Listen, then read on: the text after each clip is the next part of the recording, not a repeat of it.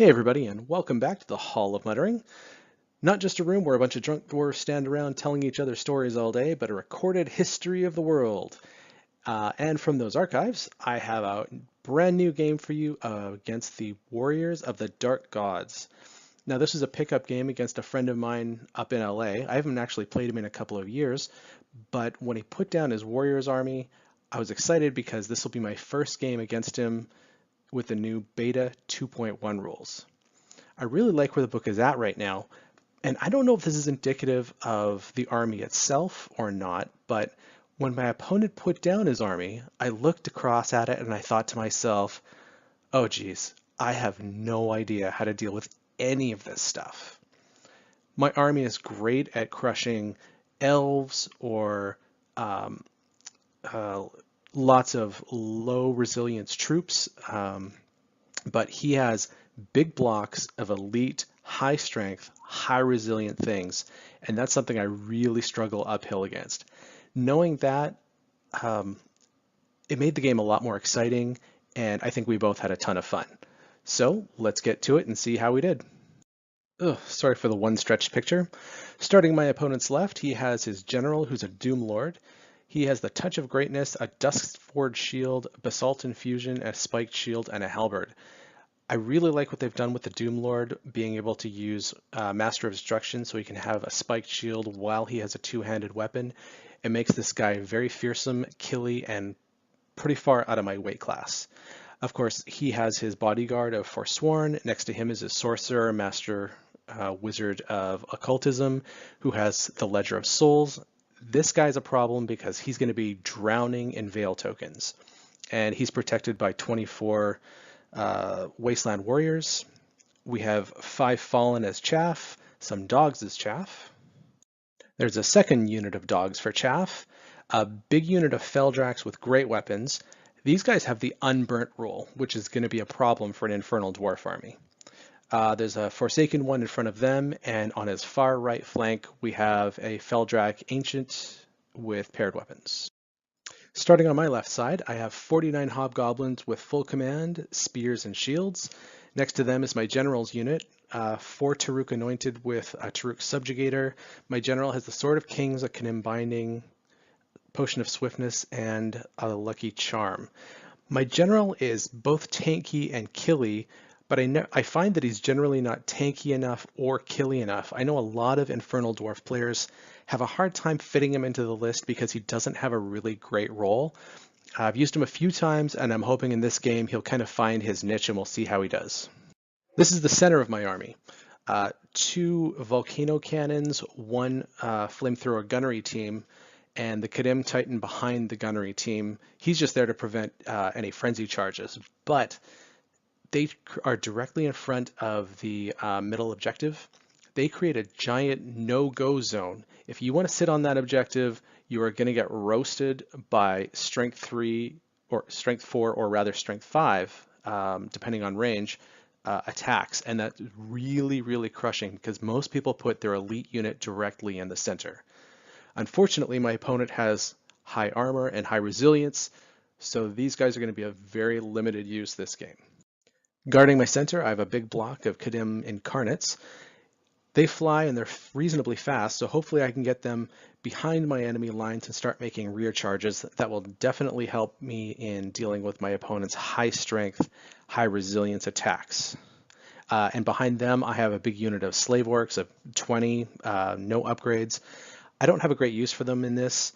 They're not fast enough to get where I need to be, and I think they're just going to get in the way, so I've placed them behind the Incarnates to use as late game chaff. And on my right side, I have Grimbold, my Vizier BSB. He's rocking his usual build of Lugar's Dice, Talisman of Protection, Infernal Weapon, a Bull of Shamut, next to 20 Citadel Guard with flintlock axes and shields. Grimbold usually survives every battle. That Lugar's Dice, where he rerolls 1s to hit, 1s to wound, but opponents reroll 6s to hit, 6s to wound, saves him 9 out of 10 times.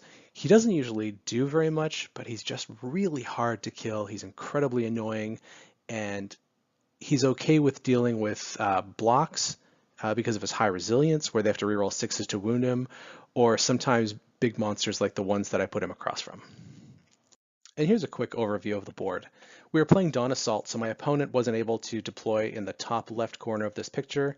I wasn't able to deploy in the bottom right-hand corner of my deployment zone, and we're fighting over the spoils of war. So there's 3 tokens on the board. You can see one in the middle by the house, the edge of one in the forest on the far right, and then on the left, you can just see the paw. It's some kind of a desiccated rat. There's a token over by that. It's a big piece of impassable terrain over there as well. So my opponent deployed for first turn, and he got it, so he's not shy. He comes straight forward. The Fallen come off the hill, the Forsworn come off the hill. Here's the center of his army coming forward. He has to move around that house a little bit, but this is a good picture. I don't know if it does his army justice, but he has a really great color scheme. I really like the way his army is painted. And on his right, his Forsaken one moves up, and his Feldrak moves, so he's still on the hill and is ready for a big charge into me. After movement, you can see that he's lining up his charges and setting up for next turn. In my opponent's magic phase, he throws 3 dice at Hand of Glory for his general's unit, and he gets it off with 3 6s. He sacrifices a couple of dogs to make it boosted, but you'll notice there's 1 model missing from that warrior's unit. He rolled 3 dice, got 3 6s, he took 3 wounds, failed 3 saves, and his wizard has gone back to the Vale, which is I think is a great place for him to be. That's actually a really nice boost for me. I didn't know how I was going to kill that guy while he was in that big block of warriors, but now that he's gone, that's a huge swing in both points and tactical victory for me. Turn 1 for the Infernal Dwarfs. Those Hobgoblins on the left have no units challenging them, and there is an objective marker directly in front of them under that piece of paper. So they're going to run forward and steal that and take that into the corner where they're going to sit on it the whole game. I think that's a great plan for them. Meanwhile, my general's unit turns left so that he has that's that desiccated rat I was talking about. They'll use that to guard their flank, giving the Forsworn an easy charge into them, and hopefully a flank with the Kadim Titan next turn.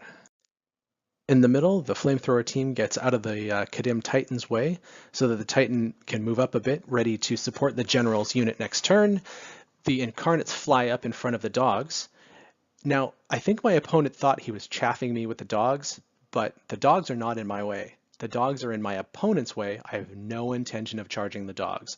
If he wants those dogs out of the way, he's going to have to charge me, and I think that's great because that's just free points, but more importantly, it delays his Feldrax from getting into combat with me. Feldrax have the unburnt rule, which means everything with flaming attacks has to reroll to wound, and everything in my army has flaming attacks. Here's a picture of the Incarnates in front of the dogs. They're not afraid at all. And here's a picture of my opponent's Fallen unit. Between a Flamethrower and a Volcano Cannon, I am able to burn down 2 of those guys. I'm still not entirely sure what to do with Grimbold, whether he's needed on the right or whether he's needed on the left. It kind of depends on which direction his Feldrak goes. So the Citadel Guard just shuffle to the right in 1.5 inches, getting closer to that objective on the right, and Grimbold keeps his options open. That's the end of my turn 1. Let's go into turn 2. And turn 2 starts out big. He does not disappoint. His general charges straight into my general with the Fallen close behind. Realizing they're in the way, the dogs charge into my Incarnate, and I'm great with that. And on the right-hand side, my opponent moves up both aggressively with both of his monsters. That red dice shows that last turn in my shooting phase, I was able to put 1 wound on that Forsaken one. With no magic and no shooting, we go straight into combat. My opponent's general issues a challenge, and my champion accepts. And he takes 4 wounds for his trouble before he even has a chance to swing. My general completely whiffs. My unit does a grand total of 1 wound to his unit. My general breaks, and he runs off the table. What's even worse, my Hobgoblin unit, which my opponent had no answer for because he didn't have a unit to deal with them, and they were about to grab that objective token, they are notoriously loyal, and they follow my general off the table too. I was shocked, and I shouldn't have been because after the game I did the math, and that is statistically what should have happened. So that was a tactical mistake on my part, good for my opponent, but oh, that hurt. Wow, my general is gone, my opponent's wizard is gone. That's a big swing in points for both of us, but I think I'm on the losing end of that streak. And here we are ready to go into Infernal Dwarfs turn 2. My Volcano Cannon has the Dream Shot. It's a flank on that Forsworn unit.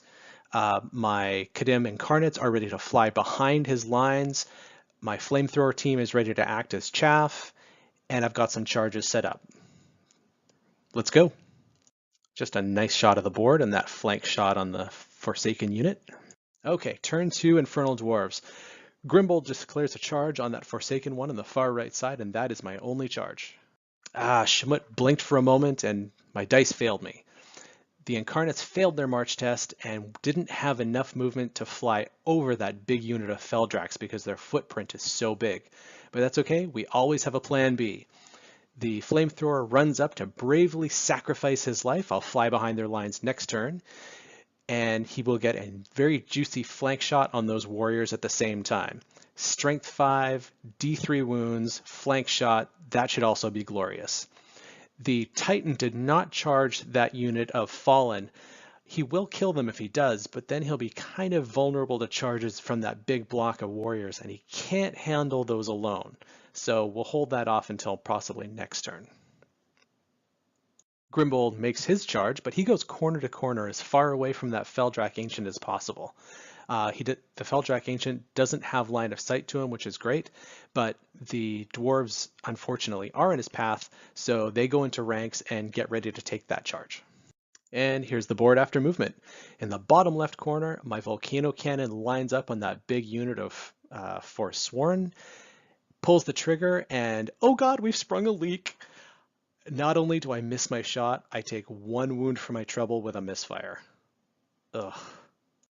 And then this happened. My Flamethrower team pulls the trigger and boom, he explodes. Not only does he not get a nice juicy flank shot at strength 5 on those warriors to thin them right down, but now, and more importantly, he's not chaff for that big unit of Feldrax. This is bad. This is so bad. The other Volcano Cannon fires normally and does burn down 2 of the Wasteland Warriors. In combat, Grimbold is able to put 1 whole wound on that Forsaken one. He wins combat, but of course it's unbreakable, so we all hang around to fight another day. And that's how the board looks going into my opponent's turn 3. Well, the Warriors of the Dark Gods do what the Warriors of the Dark Gods do best. They charge. His Wasteland Warrior unit charges my Slave Orcs, who want nothing to do with that and flee, so the Wasteland Warriors fail their charge. The Feldrax charge the Kadim Incarnates, and they're able to make contact, but because he moved the Warriors first, the Feldrax weren't able to complete their wheel, and the Incarnates end up closing the door to them. Here's a picture of those Slave Orcs fleeing, and at this rate, they're never going to earn their keep to get painted. And that unit of Fallen, they move in front of the Titan, ready to sacrifice their lives and act as chaff. On the left, my opponent's general and his Forsworn unit turn around to face the battle, and on the right-hand side, the Feldrach Ancient successfully charges the Citadel Guard, but they manage to do a single wound on the stand and shoot. In combat, that Feldrach does pretty well and does 6 wounds on the Citadel Guard, but the Citadel Guard impressed me and put 2 wounds back on the monster. I lost combat, they held because they're brave, but that's pretty good for a core unit. I'll take that. And this turn, Grimbold is able to put 4 wounds on that Forsaken one. Of course, it's unbreakable and it doesn't go anywhere, but it's only got 1 wound left. Grimbold is still untouched. And here in the middle, we have the Feldrax grinning from ear to ear. This is the exact opponent Feldrax want to fight. They have hatred against flyers, and with the unburnt rule, things with flaming attacks have to re-roll to wound. Well, Kadim Incarnates fly, and they're basically fire. So the Feldrax do, I think it was 5 wounds, and charge. The Kadim do pretty well, and I think they do 4 or 5 wounds back. They lose combat, they fail their break test, and they crumble for another 2, but they're still there, and that's actually more than I was expecting of them. I think I missed an overall picture of the board there somehow, but with no magic and minimal shooting, we go straight into combat. The Citadel Guard continue fighting this Feldrach Ancient. The Feldrach slaughters a lot of dwarves, but the dwarves managed to bring the Ancient down to a single wound, which was fantastic. Brave though they may be, the might of the Feldrak is just too much. The unit is no longer steadfast, they break, and they're run down. Sad. Here's a picture of the Kadim getting rid of that pesky unit of Fallen that was chaffing him. After that, the Kadim turns and gets ready to face my opponent's Forsworn unit, and he knows he's fighting them, and he's fighting them alone. And the Kadim only managed to put a single wound on those Feldraks, and the Feldraks managed to go to town and kill off another model and a half of the Kadim. The Kadim still managed to stay thanks to a lucky Snake Eyes roll for their break test, though. Warriors of the Dark Gods, turn 4. The Forsworn charge into the Volcano Cannon on the bottom, knowing that they can overrun easily into the Kadim Titan.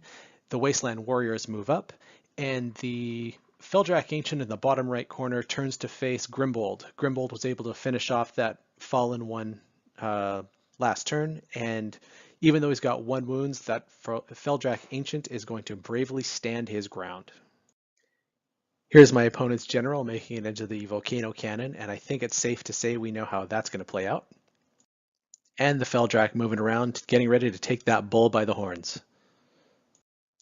Yep, that was sad. And look who's come to join the party. And here, I have no idea how this happened. The Kadims rolled out of the box, slaughtered a bunch of Feldraks. The Feldraks did a few wounds in return. The Feldraks broke and ran. The Kadims eagerly pursued.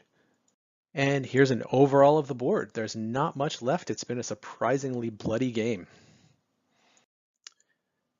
Turn 5 for the Infernal Dwarves, and I am down on points. So, Grimbold charges that 1 wound Feldrak, and the Incarnates charge that fleeing unit of Feldraks, pushing them off the table and out of town. Congratulations, guys. You have officially made the roster as a permanent feature. And then the shooting phase comes along. Are we letting Hobgoblins work in the factories? Is that what's going on? Because I don't think the Empire is that desperate. The Volcano Cannon lines up a shot to thin out those Wasteland Warriors a little bit more, but it's a 1 to hit and then a 1 on the misfire table. I've misfired this game just as many times as I've fired successfully. Normally that shooting is rock solid, but just not this game. At least Grimbold is able to kill that Feldrak, so he turns to face the action. And over here, the Kadim Titan does a few wounds to the Forsworn do a few wounds back, and we all hang around to fight our way through turn 6. This is my opponent's final turn, and those warriors have not seen combat yet, so they charge into the flank of my Kadim Titan. And they make it. Here's a little bit better shot of that fight. But sadly, the Titan fell. He was not able to withstand the brute force of an elite unit in his flank and another one in his front. And that's the end of the game.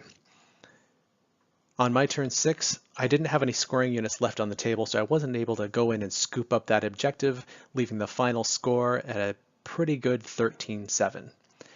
I really enjoyed this battle. I love the new Warriors book. I think they're in a great place, and I hope to be able to play this guy again. So, until next time. Hey everybody. I think most everyone knows that the Ninth Age is a volunteer organization. Everyone on staff gives their time and effort for free, but that doesn't mean that there aren't real-world costs, just like in any business would have. Server rental space, software licenses and upgrades, bandwidth, and so on. Back when I was a Warhammer player, I would spend $50 every time a new army book came out, and that was about 3 times a year. So if you're like me and you love this game as much as I do, I'm reminding people to consider donating. If you have $50, heck, if you've got $20, please donate. If you have $1,000, you should definitely donate. The Ninth Age will keep giving rules out for free. They'll keep updating tools like Army Builder for free, and they'll keep building the game we love for free. But there's more we would like to do. So if you think this game is worth the cash in your wallet, please do. To donate, select the About Us tab on your screen and click the big download button. It's that easy. And thanks.